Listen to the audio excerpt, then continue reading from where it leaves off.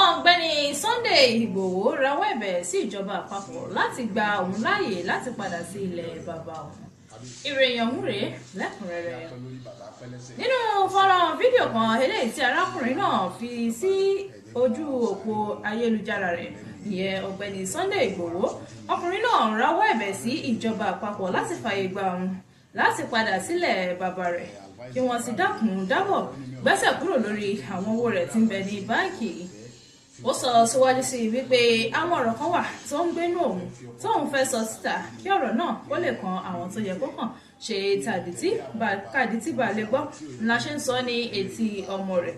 Ó ní ìjọba ààrẹ Tinubu kò lè dá gbogbo ìwà bàjẹ́ tó ń bẹ ní ìgboro dẹ́kun, ṣùgbọ́n wọ́n nílò ìfọwọ́sowọ́pọ̀ gbogbo ènìyàn pátápátá.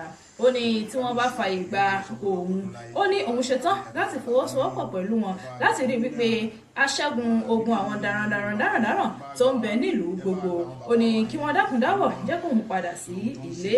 Ó wá rọ gbogbo ọmọ ilẹ̀ Yorùbá pátá kí wọ́n bá òun bẹ ìjọba kí wọ́n ó fààyè gba òun láti padà wálé, pé ìpadàbọ̀ òun gan ó lè jẹ́ káwọn darandaran yìí kí wọ́n tún yẹra, àti pé tó bá jẹ́ ilé àwọn darandaran yìí ni ó ní irú èyí tó ṣẹlẹ̀ yìí ti ṣẹlẹ̀. Ó ní ìjọba wọn yóò tún pé àwọn ọmọ rẹ̀ padà sílé. Ó ní kí ìjọba fi àyè gba òun láti padà wá sí ilẹ̀ bàbá òun. Tó àrímọ̀jú báyìí lọ fún ìròyìn wa ti àkókò yìí, tó kù sí dìgbà mìíràn nígbà tí èèyàn ti yóò máa pàdé. Kó tó dìgbà náà, ayọ̀ báyìí ńlá pàdé ara wa.